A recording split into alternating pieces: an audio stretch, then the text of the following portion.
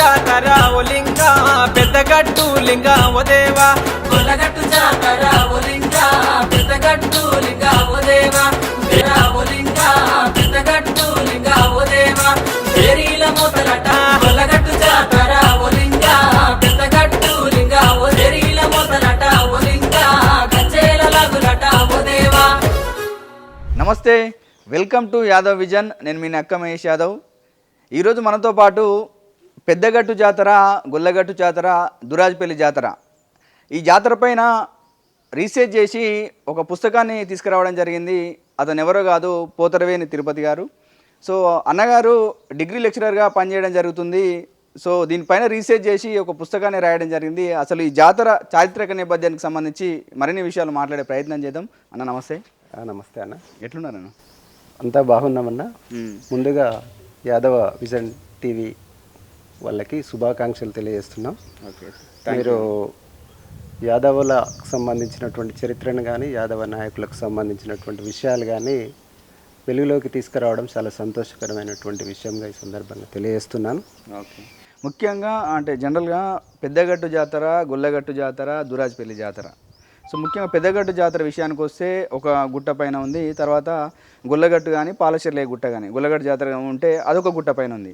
So ముఖ్యంగా first Peddagattu జాతర చారిత్రక నేపథ్యం ఏంటంటే, పెద్దగట్టు జాతర అనేటువంటిది గొల్లల ఆరాధ్య దైవం అనేటువంటి లింగమంతుల స్వామి పేరు మీదుగా పెద్దగట్టులో జాతర కొన్ని శతాబ్దాల చరిత్ర ఉన్నటువంటి జాతర.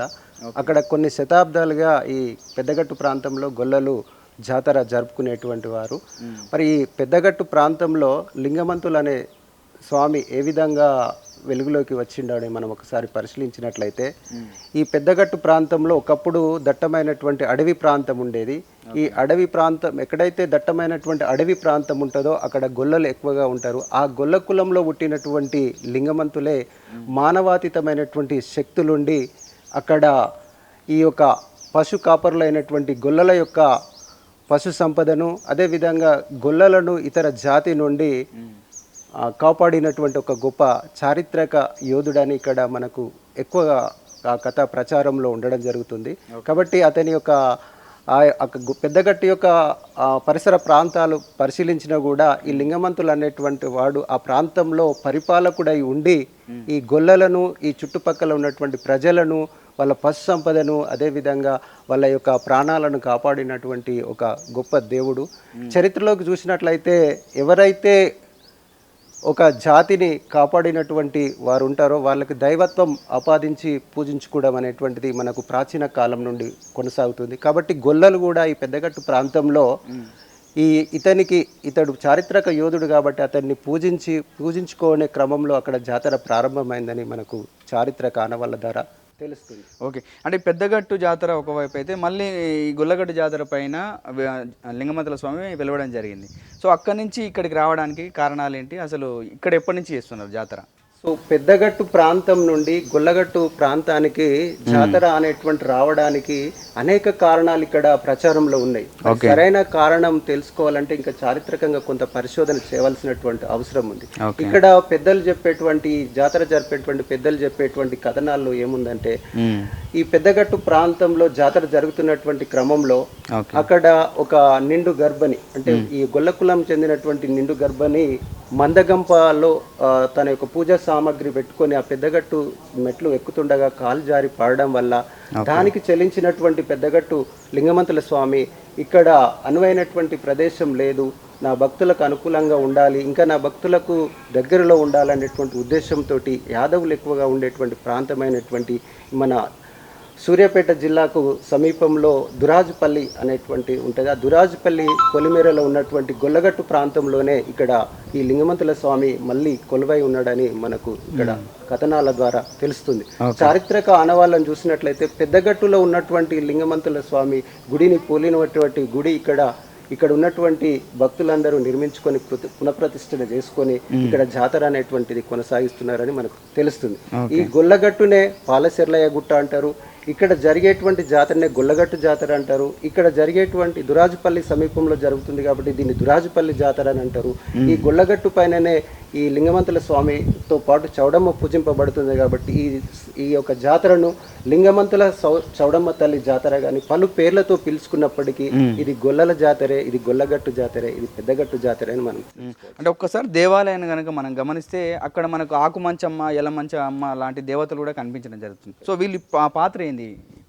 అదే గొల్లగట్టు పైన మనకు 2 గుడులు కనబడతాయి. ఒక గుడిలో లింగమంతులు చౌడమ్మ, ఇంకొక గుడిలో ఆకుమంచమ్మ, ఎలమంచమ్మ, గంగమ్మ వీళ్ళు పూజింపబడడం అనేది. మరి మనము ఈ గొల్లగట్టులో గుడిలో ఉన్నటువంటి ఆ యొక్క మూల విరాట్ విగ్రహాలను పరిశీలించినట్లయితే లింగమంతుల స్వామి మనకు 3 రూపంలో కనబడతాడు. ఒకటి ముద్ద రూపంలో ఉన్నటువంటి లింగమంతుల స్వామి, 2 శాంత రూపంలో ఉన్నటువంటి లింగమంతుల స్వామి, 3 ఉగ్ర రూపంలో ఉన్నటువంటి లింగమంతుల స్వామి.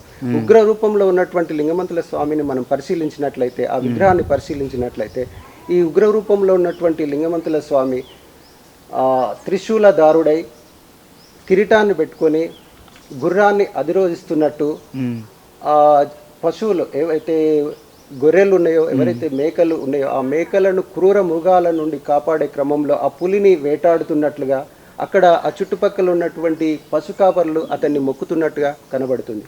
దీన్ని బట్టి మనం ఏమర్థం చేసుకోవచ్చు అంటే ఇక్కడ ఈయన పశుపాలక దేవుడు లేదా పశువులను సంరక్షించేటువంటి దేవుడు లేదా పశు కాపర్లను కాపాడేటువంటి దేవుడుగా లేదా వీరుడిగా మనము ఈ విగ్రహం ద్వారానే మనం చెప్పుకోవడం అనేటువంటి జరుగుతుంది. అంటే జాతర ప్రారంభానికి విషయానికి వస్తే మనకు దేవరపేట తోటి ప్రారంభం అవుతుంది.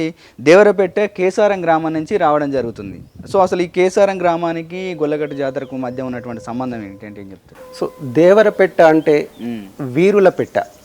వీరులు అంటే ఎవరు అంటే ఈ యాదవ వీరులు ఎవరైతే ఉన్నారో ఆ యాదవ వీరులకు సంబంధించినటువంటి ఆ దేవుళ్ళను ఆ వీరులను ఆ పెట్టెలో పెట్టుకోవడం జరుగుతుంది. ఆ పెట్టెలో దాదాపుగా 33 వీరుల విగ్రహాలు ఉంటాయి. ఆ దేవరపెట్టె కథాగానం కానీ ఆ జాతర కానీ మొత్తం కూడా ఆ 33 విగ్రహాల చుట్టే తిరగడం అనేటువంటి జరుగుతుంది.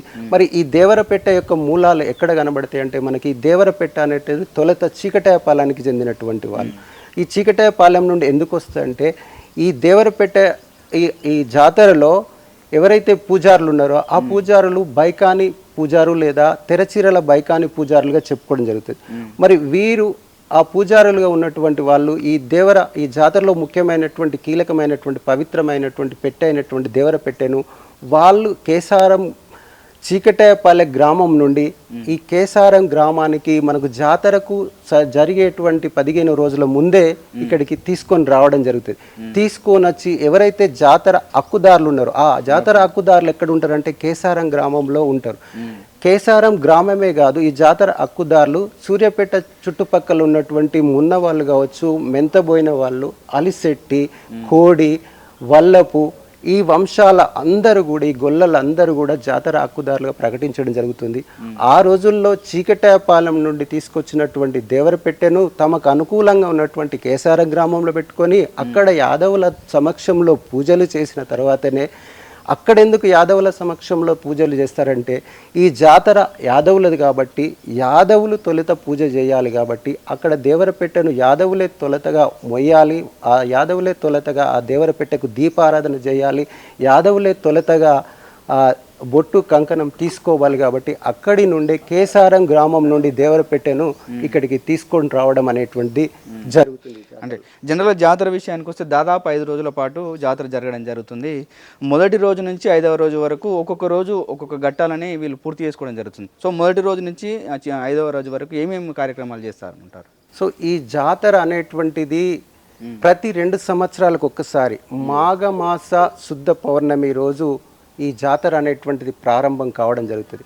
ఈ జాతరలో 5 రోజులు జాతర జరుగుతుంది. 5 రోజుల జాతరలో తొలి రోజు అనేటువంటిది ఏం జరుగుతుందంటే దేవరపెట్ట తరలింపు అనేది. ఈ దేవరపెట్ట తరలింపు అనేటువంటిది మనకు కేసారం గ్రామం నుండి మొదలై ఈ యొక్క గొల్లగట్టు ప్రాంతానికి భక్తులందరూ యాదవ భక్తులందరూ కూడా అంగరంగ వైభవంగా వాళ్ళ సాంప్రదాయమైనటువంటి సాంప్రదాయ వాయిద్యాలతోటి సాంప్రదాయ వేషధారణతోటి ఆ దేవరపెట్టెను గొల్లగట్టుకు తీసుకురావడం జాతరలో తొలి ఘట్టంగా చెప్పుకోవడం అనేటువంటి జరుగుతుంది. మొదటి రోజు దేవరపెట్టె తరలింపు తర్వాత మనకు మందగంపల ప్రదర్శన అనేటువంటి ఉంటుంది. గొల్లలతో పాటు మిగతా కులాలకు చెందిన లింగమంతుల స్వామి భక్తులు ఎవరైనా కూడా తమ ఇంటి నుండి మందగంపను తీసుకొని రావడం అనేటువంటిది ఆనవాయితీ. కాబట్టి తొలి రోజు వచ్చేటువంటి భక్తులందరూ కూడా భక్తితోటి ఆ మందగంపను తీసుకొని వచ్చి గుల్లగట్టు లింగమంతుల స్వామి చుట్టూరా ఒక 3 ప్రదక్షిణలు చేసి వాళ్ళు ఉన్నటువంటి తావుకి వెళ్ళి తమ యొక్క మొక్కులను చెల్లించుకోవడానికి చేసేటువంటి కార్యక్రమాన్ని మనము మందగంపల ప్రదర్శనగా చెప్పుకోవడం అనేటువంటి జరుగుతుంది. రెండవ రోజుకి వచ్చినట్లయితే రెండవ రోజు మొదటగా లగ్గం పోల్ అనేటువంటి కార్యక్రమాన్ని నిర్వహించడం జరుగుతుంది. ఈ జాతర హక్కుదారులు ఎవరైతే ఉన్నారో భక్తులు ఎవరైతే ఉన్నారో వాళ్ళు బైకాని పూజార్ల సహాయ సహకారాలతోటి మొదటగా ఈ లగ్గం పోల్ అనేటువంటి కార్యక్రమాన్ని నిర్వహించడం జరుగుతుంది. ఈ లగ్గం పోల్నే పలు రకాలుగా ముద్దెర పూలని ముత్యాల పూలని ఈ విధంగా పలు రకాల పేర్లతోటి వాళ్ళు పిలుచుకొని తమ యొక్క భక్తిని చాటుకోవడం అనేటువంటి జరుగుతుంది. ఈ లగ్గం పోలు వేసిన తర్వాత బోనాల సమర్పణ అనేటువంటిది ఉంటుంది. ఈ బోనాల సమర్పణ అనేటువంటిది జాతర హక్కుదారులు ముందుగా చేయడం అనేటువంటి జరుగుతుంది. ఈ జాతర హక్కుదారులు మున్న వాళ్ళేమో రాసి బోనాన్ని సమర్పిస్తారు. తర్వాత మెంతబోయిన మిగతా వంశాలకు చెందిన వంటి వాళ్ళు ఎవరైతే ఉన్నారో సందర్శన బోనాన్ని సమర్పించడం జరుగుతుంది. ఈ బోనాల సమర్పణ తర్వాత ఇక్కడ కంకణం తొలి బొట్టు తొలి కంకణం కట్టుకునేటువంటి సాంప్రదాయం ఉంటుంది. ఎవరైతే ఈ జాతరలో ఉన్నటువంటి పూజారులు ఉన్నారో ఆ బైకాని తెరచీరల పూజారులు వారు ఈ జాతర హక్కుదారులకు తొలుత బొట్టు పెట్టి తొలుత వాళ్లకు కంకణం కట్టి తర్వాత వాళ్లకు ప్రసాదం పెట్టిన తర్వాతనే మళ్ళీ తర్వాత ఘట్టానికి వెళ్ళడం అనేటువంటిది ఇక్కడ సాంప్రదాయంగా కొనసాగుతుంది. ఈ బొట్టు కంకణం సమర్పణ తర్వాత అక్కడ అవసరాలు ఎత్తేటువంటి కార్యక్రమాన్ని నిర్వహించడం జరుగుతుంది. ఎవరైతే జాతర హక్కుదారులు ఉన్నారో ఈ మున్న మెంతబోయిన వాళ్ళతో పాటు పల్లపు కోడి వంశీయులందరూ కూడా ఇక్కడ అవసరాలు ఎత్తేటువంటి కార్యక్రమాన్ని మనం నిర్వహించుకోవడం జరుగుతుంది. అవసరాలు అంటే ఏంటంటే ఇక్కడ కటారులుగా పిలుచుకోవడం అనేటువంటి జరుగుతుంది. ఆ కటారులు అనేటువంటిది యుద్ధ సమయంలో యాదవులు ఏ విధంగా తమ యొక్క యుద్ధ నైపుణ్యాన్ని పోరాట నైపుణ్యాన్ని లేదా క్రూర మృగాల నుండి పశువులను కాపాడుకునేటువంటి విద్యను లేదా ఇతర శత్రు జాతుల నుండి తమ యొక్క ప్రాణాలను కాపాడుకునే క్రమంలో ఏ విధంగా కటారులు చెప్పాలనేటువంటి ఒక నైపుణ్యమైనటువంటి విద్యను ప్రదర్శించడం అనేటువంటి జరుగుతుంది. కటారులు ఎత్తిన తర్వాత మనకు దిబ్బం కుడుపుట అనేటువంటి కార్యక్రమం ఉంటుంది. ఈ దిబ్బం కుడుపుట అంటే దిబ్బం అంటే జ్యోతి. ఆ జ్యోతి మీద ఈ జాతర హక్కుదారులు ఎవరైతే ఉన్నారో మళ్ళీ ఈ లింగమంతుల స్వామిని మేము ఘనంగా నిర్వహిస్తాము మా తరతరాల వారు ఖచ్చితంగా నిర్వహిస్తారని బైకాని పూజారుల సమక్షంలో ఆ దిబ్బం మీద ప్రమాణం చేసి వాళ్ళ యొక్క కార్యక్రమాన్ని చేయడం అనేటువంటి సార్. ఈ దిబ్బం కుడిపిన తర్వాత ఈ రెండవ రోజు చివరి ఘట్టం ఏంటంటే జాగిలాల పోసుట అనేటువంటిది ఉంటుంది. ఈ జాగిలాల పోసుట అనేటువంటి కార్యక్రమంలో జాతర హక్కుదారులు బైకాని పూజారులు అందరూ కూడా మళ్ళీ ఒక బోనాన్ని చేసి ఆ యొక్క తౌడమ్మకు బలిచ్చినటువంటి వాళ్ళ యొక్క తొలి గొర్రె మాంసాన్ని కానీ బద్దె గొర్రె మాంసాన్ని కానీ వరద గొర్రె మాంసం ఈ మాంసానికి సంబంధించినటువంటి ఆ మాంసాన్ని వండి చౌడమ్మకు నైవేద్యం పెట్టిన తర్వాత వాళ్ళు స్వీకరించిన ప్రజలకు పంచిపెట్టడంతో పాటు తమ యొక్క పెంపుడు జంతువులుగా ప్రకటించుకునేటువంటి తమ యొక్క మంద కుక్కలకు జాగిలాల పోసేటువంటి కార్యక్రమంగా మనం చూడడం జరుగుతుంది. అంటే ఈ గొల్లలు జాతర నిర్వహణల క్రమంలో కూడా తమ యొక్క పెంపుడు జంతువులకు కూడా ప్రాధాన్యత ఇచ్చుకోడి జాతర నిర్వహించుకోవడం అనేటువంటి మనకి ఇక్కడ అర్థం పడుతుంది. అంటే ఇక్కడ మనం ఏమని గమనించవచ్చు అంటే ఈ గొల్లగట్టు జాతరలో యాదవులు తినే తిండి కనబడుతుంది, కట్టుకునే బట్ట కనబడుతుంది, అదేవిధంగా వాళ్ళ యొక్క పశువుల పైన ఉన్నటువంటి ప్రేమను కనబడుతుంది. ఇక్కడ మనం అర్థం చేసుకోవచ్చు యాదవులు ఈ ప్రపంచంలో తొలి జంతు ప్రేమికులు కూడా తమ యొక్క ఆచార వ్యవహారాల్లో కనబడడం అనేటువంటిది చాలా సంతోషకరమైనటువంటి విషయంగా చెప్పుకోవచ్చు. ఇక మూడవ రోజుకు వచ్చినట్లయితే ఇది ముఖ్యమైనటువంటి ఘట్టం. ఈ ముఖ్యమైనటువంటి ఘట్టం ఏంటంటే ఇక్కడ కళ్యాణం చేయడం అనేటువంటి జరుగుతుంది. ఎవరికి కళ్యాణం అంటే లింగమంతుల స్వామికి మాణిక్యమ్మ. ఈ మాణిక్యమ్మ ఎవరు అంటే ఈ లింగమంతుల స్వామి యొక్క భార్య ఆమెను ఇల్లాలుగా వచ్చినటువంటి మాణిక్యమ్మను పూజించడం కూడా గొల్లల యొక్క సాంప్రదాయం. కాబట్టి ఈ రోజు చంద్రపటం అనేటువంటిది వేస్తారు. 16 గడులతోటి పసుపుతోటి చంద్రపటం దీర్ఘచతుర ఆకారంలో వేసి వాటిపైన బోనాలు పెట్టి వాళ్ళ సాంప్రదాయ వస్తువులు పెట్టి ఆ తర్వాత లింగమంతుల స్వామి దేవతామూర్తుల యొక్క విగ్రహాలు తీసుకొచ్చి బైకాని పూజారులు కథాగానం చేస్తుండగా బైకాని పూజారులు తమ యొక్క మంత్రాలు చదువుతుండగా ఒకవైపు జాతర హక్కుదారులో ఉన్నటువంటి ఈ మున్న వాళ్ళు కావచ్చు, మెంతబోయిన వాళ్ళు, వీళ్ళందరూ కూడా పెళ్లి పెద్దలుగా ఉంటూ ఆ జాతరకు విచ్చేసినటువంటి భక్తుల సమక్షంలో లింగమంతుల స్వామి యొక్క కళ్యాణాన్ని వాళ్ళు చేయడం చాలా సంతోషం.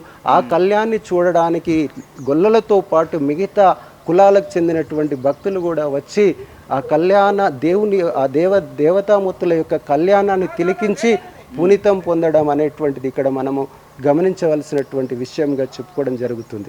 ఇక 4వ రోజు వస్తున్నట్లయితే 4వ రోజు నెలవారం ఘట్టం అనేటువంటి కార్యక్రమాన్ని నిర్వహించడం జరుగుతుంది. ఈ నెలవారం అనేటువంటి కార్యక్రమం రోజు కూడా ఈ జాతర హక్కుదారులు తమ మందలో మొక్కుకున్నటువంటి ఈ యొక్క గొర్రెను తీసుకొచ్చి దాన్ని బలిచి దానికి మాంసాన్ని వండి చౌడమ్మకు నైవేద్యంగా పెట్టి వాళ్ళ మొక్కులు చెల్లించుకోవడం జరుగుతుంది.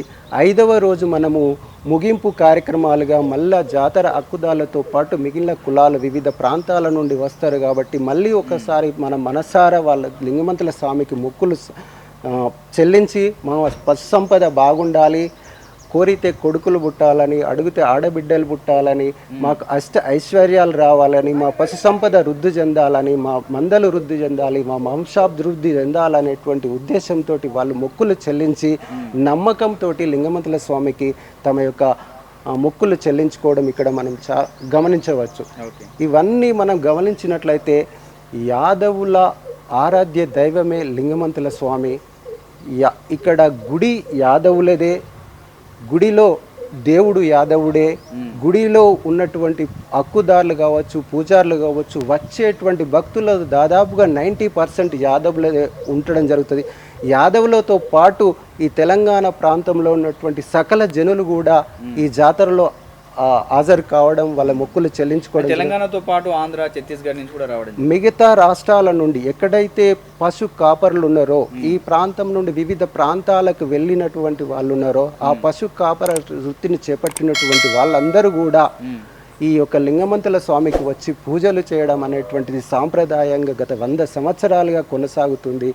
మనం ఇక్కడ గమనించేటువంటి విషయాలు ఇవన్నీ ఈ యొక్క జాతరకు సంబంధించినటువంటి అనేక మౌఖిక ఆధారాలు ఉన్నాయి, అనేకమైనటువంటి కథాగానాలు ఉన్నాయి, కానీ అనేకమైనటువంటి చారిత్రక ఆనవాళ్ళు మనకు గొల్లగట్టు పైన నేటికి కనబడుతున్నాయి. లింగమంతుల స్వామి గుడి కావచ్చు, చౌడమ్మ గుడి కావచ్చు. ఇవన్నీ ఆనవాళ్ళ పైన ఇంకా మరింత పరిశోధన జరగాలి. ఇది యాదవుల జాతరగా ఇంకా చాలా విషయాలు వెలుగులోకి రావాల్సినటువంటి సందర్భం ఉందని ఈ సందర్భంగా తెలియజేస్తుంటుంది. ఓకే, థ్యాంక్ యూ అన్న, మీ విలువైన సమయాన్ని ఇచ్చి మాకు చెప్పడము. అదేవిధంగా ఒక గొల్లగట్టు మీద పెద్దగట్టు మీద అంటే జనరల్గా చాలామంది కూడా పెద్దగట్టు మీద గొల్లగట్టు అంటే రెండు ఒకటే జాతరలని అనుకుంటున్నారు. సో దీని వేరియేషను మీ ద్వారానే వింటున్నా. సో మరింత కొంతమందిని మేము ముందుకు తీసుకొచ్చే ప్రయత్నం చేస్తాం. కాబట్టి మా యొక్క ఛానల్ని చూసుకుని ఉండండి. యాదవ్ విజన్ ఛానల్ని సబ్స్క్రైబ్ చేయండి, లైక్ చేయండి, షేర్ చేయండి. ధన్యవాదాలు. Thank you.